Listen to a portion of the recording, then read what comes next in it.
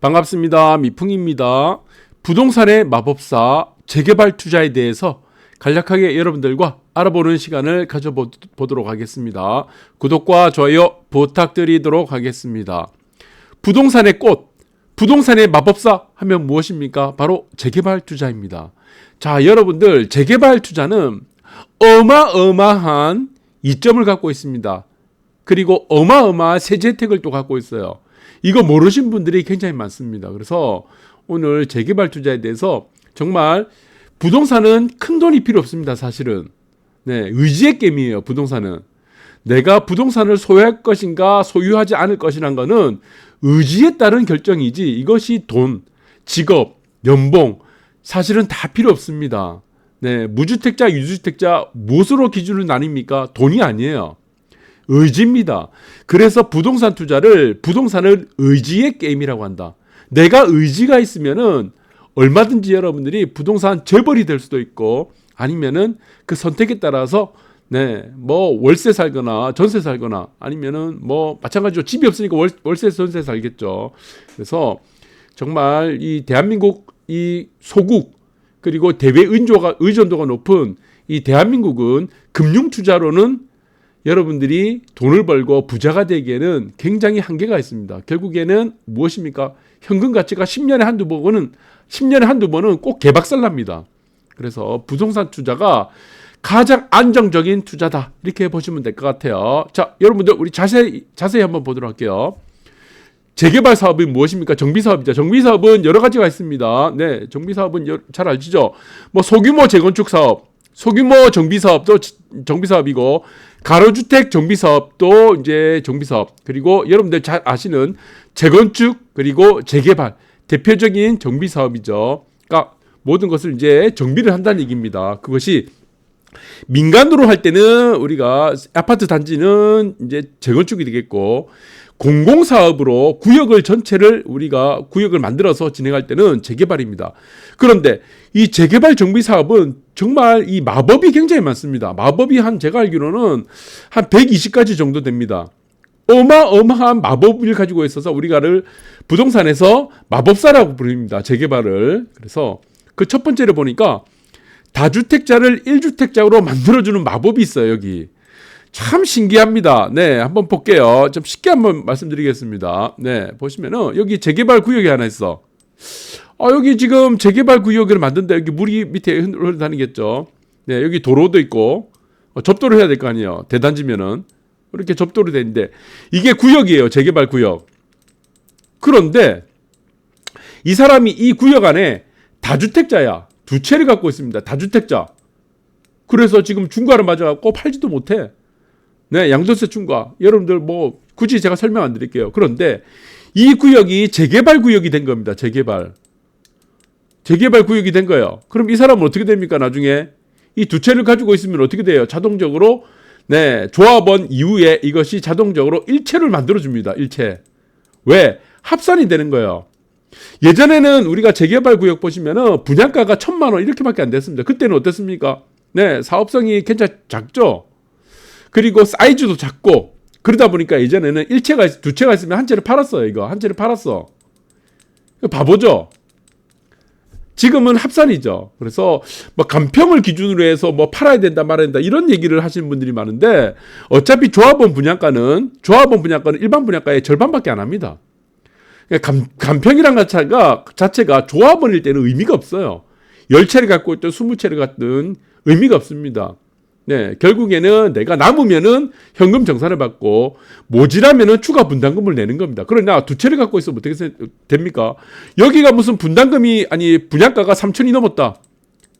만약에 분양가가 5천이 넘다 이러면은 이 사람은 팔면 안 되죠.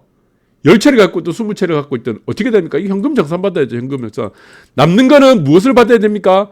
조합원이 되면은 현금 정산을 받는 거고 조합원이 아니면은 간평을 기준으로 현금 청산이 됩니다. 이게 다른 거예요. 예, 이게 다른 겁니다. 청산은 무엇입니까? 현금 청산. 조합원이 아닌 경우죠. 조합원인 경우는 현금 정산을 받는다. 다주택자가 자연스럽게 1주택자로 만들어주는 것이 바로 재개발 구역이다. 이렇게 보시면 됩니다. 그러면은 2주택을 갖고 있어도 2주택을 가지고 수도 있습니다. 특히 보시면은 59제곱미터는 우리가 플러스 뭐 34제곱미터 이렇게 할 수 있죠. 34평. 이 84제곱.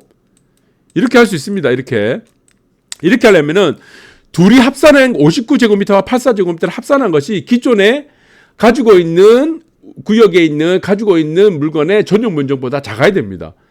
이 두 합쳐가지고 이 두 면적을 넘어가는 평형을 가지고 있을 때는 우리 두 채로 할 수 있는데 지금은 두 채를 선호하지 않아요. 다주택을. 세금만 이빠이 내고 그래서 전부 다 대부분에 보시면은 10채를 갖고 있던 20채를 갖고 있던 대부분 보시면은 조합원 분양 신청할 때는 한 채를 선호하고 나머지는 현금 정산을 받죠. 그래야지 이 현금 정산 받는 부분이 어떻게 되겠습니까? 양도세 중과도 배제되고 양도세 감면 조치도 받게 되는 겁니다. 그래서 부동산이 보시면은 구역 안에 두 채가 있고 세 채가 있고 이런 다세대 주택 갖고 있는 사람한테는 계속 가서 집 팔으라 그런 거예요. 큰일 난다 집 팔으라 그러고 이거 모르죠. 부동산도. 양도세 감면 받는 것도. 그래서 부동산은 가장 좋은 것이 세금 감면을 받는다는 것이 가장 좋죠. 그래서 이 마법이 무엇입니까? 네.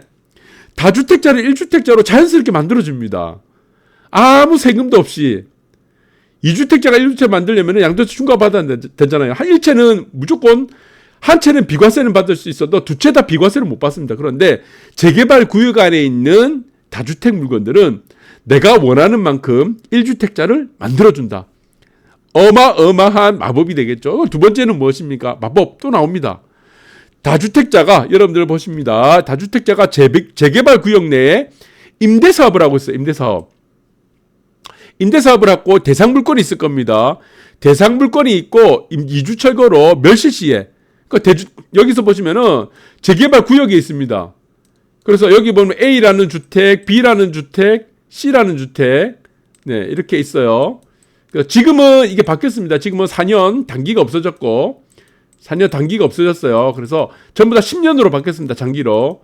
그리고 아파트는 이제 안 됩니다. 2020년 7월 10일 이후로 아파트는 임대주택은 안 되고 원룸 빌라 다세대는 가능하겠죠. 연립 이런 것들. 그래서 A, B, C라는 물건이 우리가 구역 안에 재개발 구역 안에 있고 나는 여기서 지금 보시면은 D라는 집에 살고 있어. 이 사람은 4주택자입니다. 4주택자. 그런데 여기서 보니까 ABC라는 물건이 여기 임대사업으로 등록되어 있는 물건이 있습니다. 이거 어떻게 되겠습니까? 나중에 이주 철거로 멸실시 되잖아요. 그러면은 D라는 살고 있는 주택이 여기서는 비과세 혜택을 5년 동안 받습니다. 그러니까 이게 재밌는 게임이에요. 이거 머리 좀만 굴리면 아주 좋은 게 D라는 주택이 있고 E라는 주택이 있어요. 예. E라는 주택은 이거는 이제 전세를 주고 있습니다. 이게 전세를 만약 주고 있어. 그러면은 D라는 주택, E라는 주택이 있고 D라는 주택은 이거는 거주하는 주택이죠. 거주하는 주택으로 있다 그러면은 어떻게 합니까? 재개발 정비구역에 일부러 지금 뭐 임대사업을 놓는 경우가 있어요. ABC 원룸 이런 거 사가지고 빌라 원룸을 ABC 사놓고 그 다음에 ABC를 2주 철거될 때 D라는 주택을 비과세를 받을 수 있는 겁니다. 비과세를 받고 매도할 수 있고 나중에 남는 건 뭡니까? E라는 전세를 준 물건이 하나 남고 나중에 이것은 ABC는 어떻게 됩니까? 자동적으로 일체가 되는 거예요. 제가 다주택을 일체로 만들어준다고 그랬죠. 일체로 만들어주는 겁니다. 이게 신기합니다, 여러분들. 그리고 양도세가 지금 2주 철거하는 거주주택에서 양도세가 비과세된다고 했죠.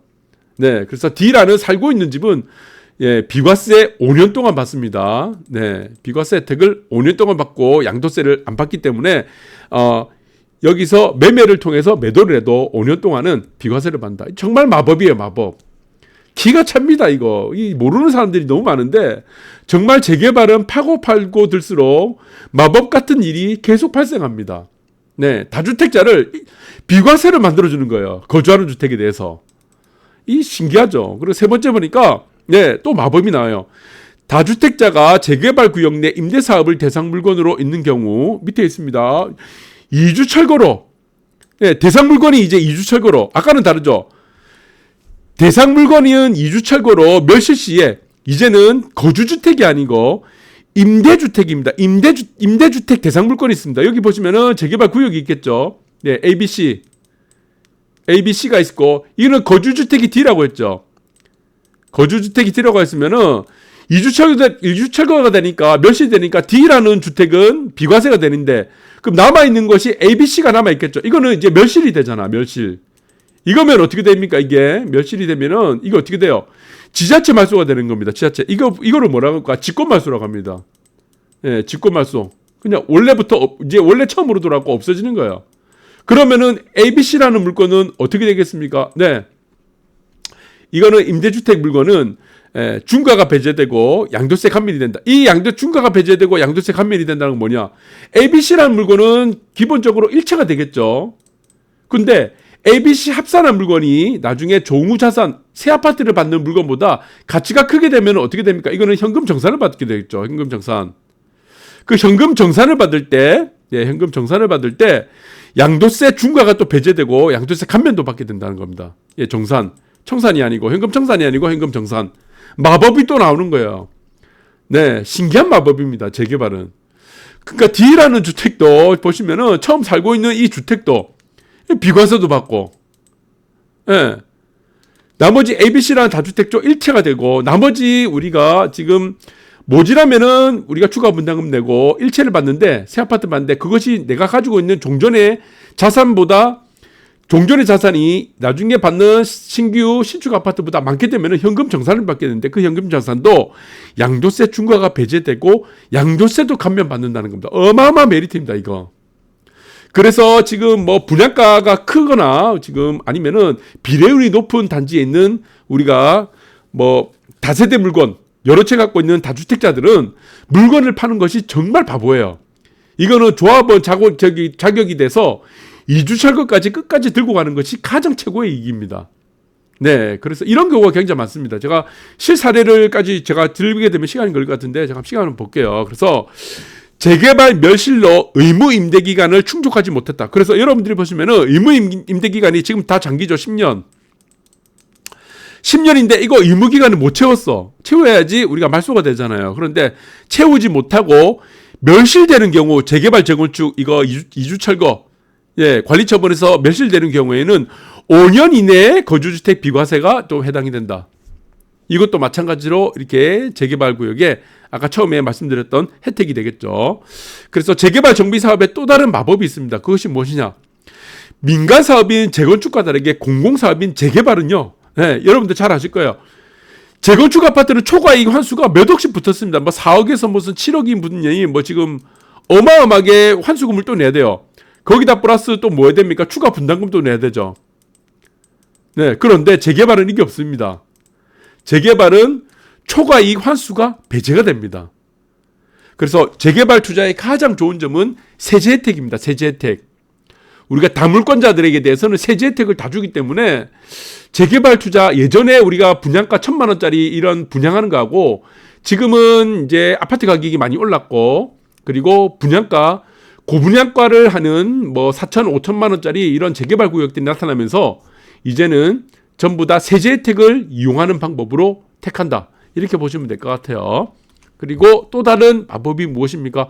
재개발 투자는 소액으로도 가능하다는 겁니다. 재건축과 다르게. 그래서 재건축은 여러분들이 보시면은 뭐 몇십억, 30억 넘어가는 재건축 단지도 있고 대부분 보시면은 입지가 좋은 것은 뭐 기본적으로 15억 이상 이렇게 지금 가격이 높게 형성되어 있는데 재개발은 물건에 따라서 물건이 매우 다양하죠. 토지도 있고 무슨 60제곱미터, 서울은 90제곱미터 이상, 부산은 60제곱미터 이상입니다. 네, 그럴 때 분양 자격이 부족해지겠죠. 네, 그러니까 여러 가지 물건들이 많아요. 굉장히 빌라, 원룸, 조그만 것도 물건들이 많기 때문에 다 입주권이 나오게 되겠죠. 그리고 그 입주권에 따라서 여러분들이 다양하게 선택을 할 수 있기 때문에 소액으로도 얼마든지 가능할 수 있는 게 바로 재개발 투자다. 그래서 부동산을 처음으로 하시는 분들 그리고 앞으로 부동산을 통해서 앞으로 이제 10년 단위로 내 자산을 늘리고 싶다고 하시는 분들은 재개발 투자가 가장 적합하겠죠. 그리고 뭐 조망권 있는 아파트 이런 구역에 만약에 들어가시려고 한다면은 한 채를 사는 것이 아니고 어차피 간평순으로 가는 경우가 많기 때문에 작은 물건들을 이제 두 채, 뭐 이렇게 오피스텔을 한 채를 더 사든지 해서 간평 금액을 늘리는 방법으로 해서 어차피 조망이 나오면 10억 이상 벌어지니까 더 추가적으로 덤을 얹을 수가 있겠죠. 그 전략을 가지는 것도 좋을 거라고 봅니다. 그래서 재개발 투자는 여러 가지 굉장히 마법 같은 일들이 굉장히 많이 일어납니다. 네, 너무나 많은 세제 혜택들이 있기 때문에 제가 오늘 모든 것을 다 설명하려면은 하루 한 2, 3일 걸립니다. 이 마법 같은 일, 재개발 투자의 장점을. 그래서 여러분들이 잘 찾아보시고 그리고 세제 혜택 이런 것도 한번 연구해 보시면은 좋은 투자가 되지 않을까 생각합니다. 감사합니다.